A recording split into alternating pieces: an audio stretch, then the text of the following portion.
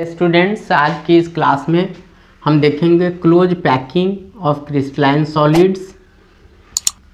जैसा कि हम जानते हैं कि क्रिस्टलाइन सॉलिड्स 3 डायमेंशनल होते हैं और 3 डायमेंशनल अरेंजमेंट तक जाने के लिए हमें 3 स्टेप्स से गुजरना पड़ेगा। The 3 dimensional close packing of dimensional close packing of crystalline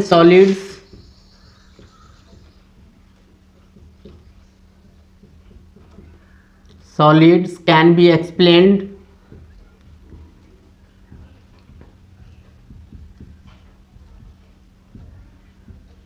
in 3 ways। 3 तरीके से इसके 3 डायमेंशनल क्लोज पैकिंग को देखेंगे। यह बहुत ही इम्पोर्टेंट टॉपिक है। पहला है 1 dimensional close packing. 1 dimensional close packing, जैसा कि नाम से ही क्लियर है कि इसके जो कंस्टिट्यूएंट पार्टिकल्स हैं, जिसे हम स्फीयर्स के रूप में दिखा रहे हैं, वह एक एक्सिस के अलोंग अरेंज्ड है और एक स्फीयर 2 स्फीयर के नियरेस्ट इमीडिएट कांटेक्ट में, या हम कहें कि एक स्फीयर दूसरे स्फीयर, एक स्फीयर से 2 स्फीयर कांटेक्ट में है और इसीलिए इसका कोऑर्डिनेशन नंबर 2 होता है। कोऑर्डिनेशन नंबर कहते हैं नियरेस्ट नेबर्स। एक स्फीयर या एक कंस्टिट्यूएंट पार्टिकल के कांटेक्ट में, इमीडिएट कांटेक्ट में कितने कंस्टिट्यूएंट पार्टिकल हैं, जिसे कोऑर्डिनेशन नंबर कहते हैं। इन this arrangement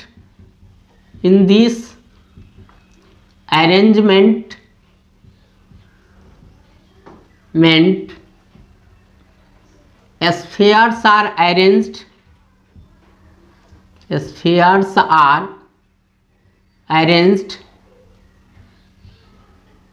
along one axis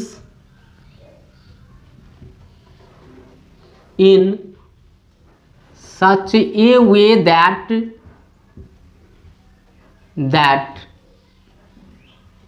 one sphere is in contact with its 2 nearest neighbors।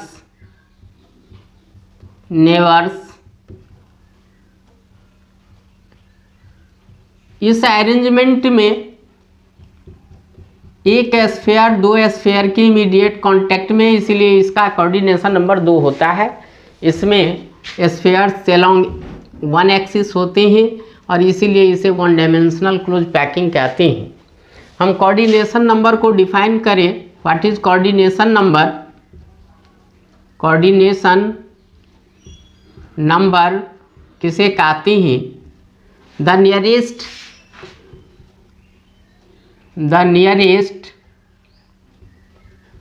neighboring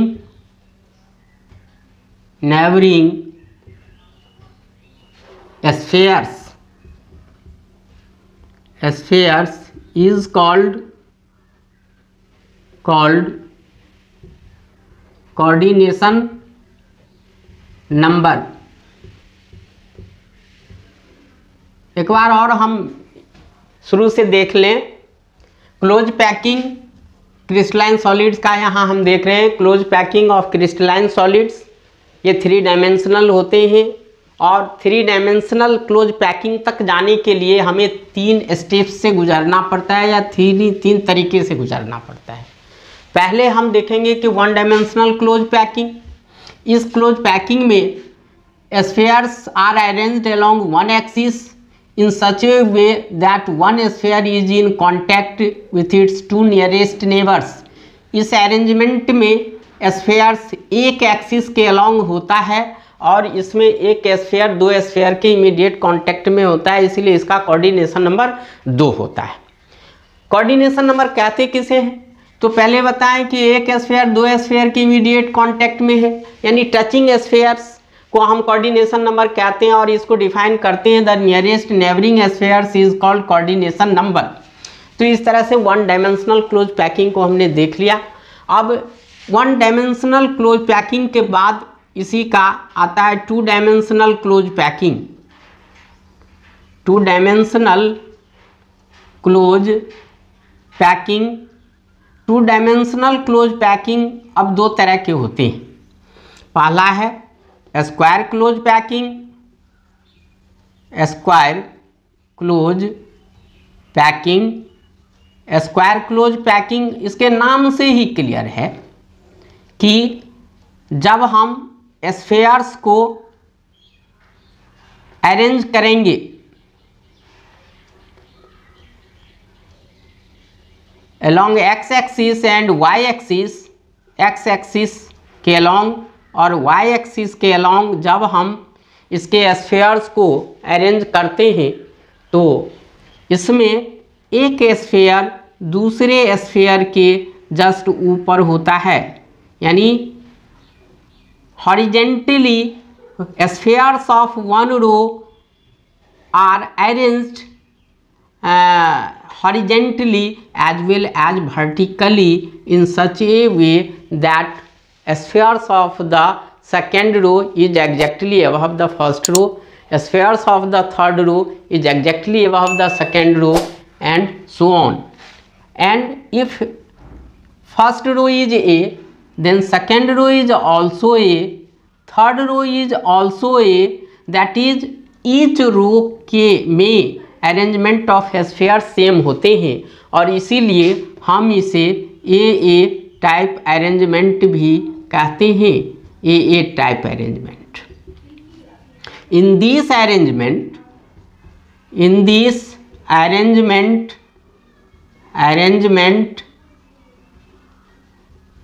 the spheres of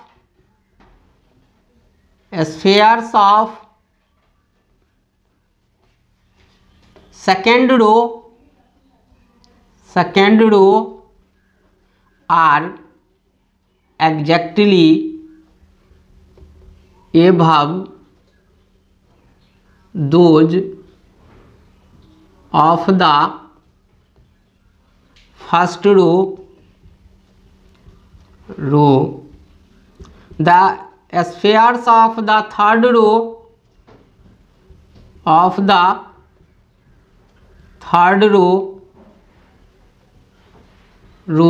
is exactly above those of the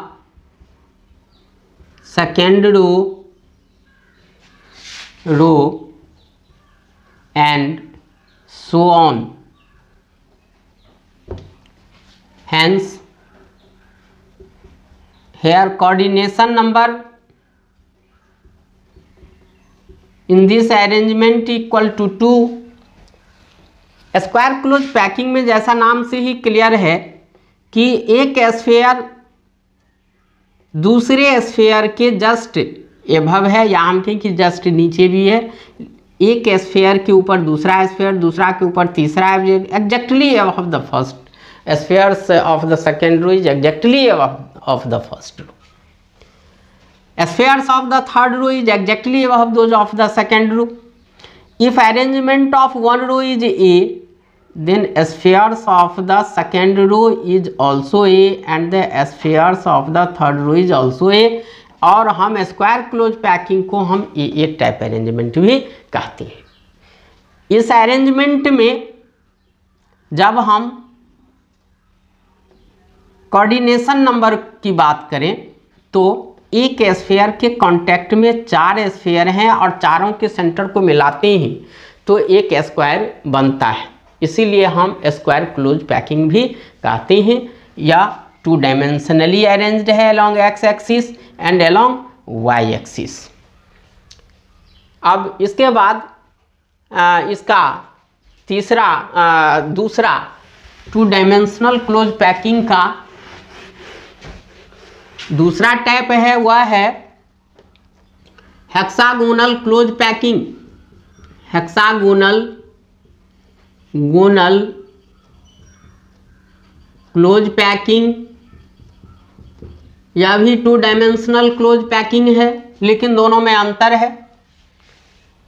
इसमें भी spheres X axis और Y axis के along arranged है। Spheres are arranged along X axis and Y axis. इसमें भी X axis और Y axis के along coordination number इसमें 6 होता है। हम आगे देखेंगे कि एक स्फीयर के कांटेक्ट में 6 स्फीयर्स हैं और जब सभी स्फीयर के सेंटर को मिलाते हैं तो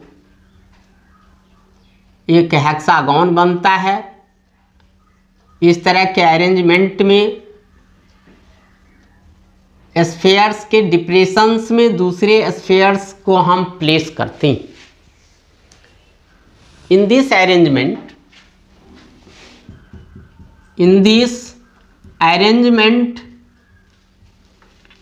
arrangement the spheres of the second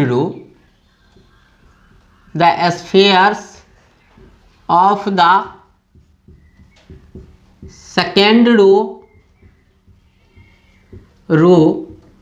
are placed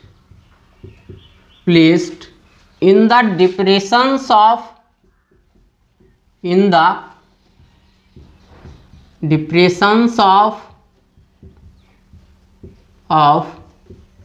the first row. The spheres of the third row are placed in the depressions of the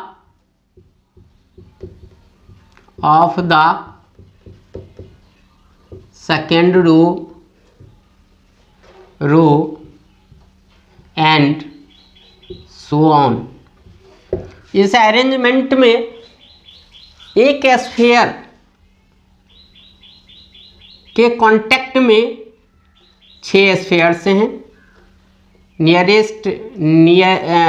neighbouring spheres, एक स्फीयर के कांटेक्ट में 6 स्फीयर्स हैं।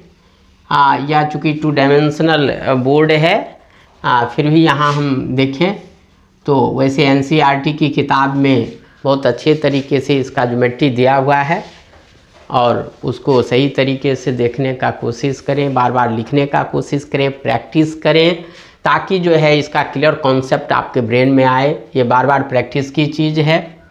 और हेक्सागोनल क्लोज पैकिंग में हम देखेंगे कि second row का स्फीयर्स फर्स्ट रो के स्फीयर्स के डिप्रेशंस में प्लेस्ड, और इस तरह से एक स्फीयर 6 स्फीयर के कांटेक्ट में है और कोऑर्डिनेशन नंबर 6 होता है। और hexagonal close packing square close packing से ज़्यादा एफिशिएंट होता है, या हम कहें कि ज़्यादा कठोर होता है, ये ज़्यादा मजबूत होता है। और इस तरह से 2 डायमेंशनल क्लोज पैकिंग हमने आज देखा कि आज के क्लास में देखा कि 1 dimensional close packing, 2 dimensional close packing. 2 dimensional close packing में 2 होते हैं, square close packing and the hexagonal close packing. और हम अगले क्लास में देखेंगे 3 डायमेंशनल क्लोज पैकिंग के बारे में चर्चा करेंगे, काफ़ी इंपॉर्टेंट टॉपिक है। उसके बाद हम अगले क्लास में फिर पैकिंग एफिशिएंसी के बारे में देखेंगे। और आज का क्लास इसी के साथ ख़त्म होता है। Thank you students. यदि यह क्लास आपको अच्छा लगे तो इस वीडियो को ज़्यादा से ज़्यादा लाइक, शेयर एंड सब्सक्राइब करें।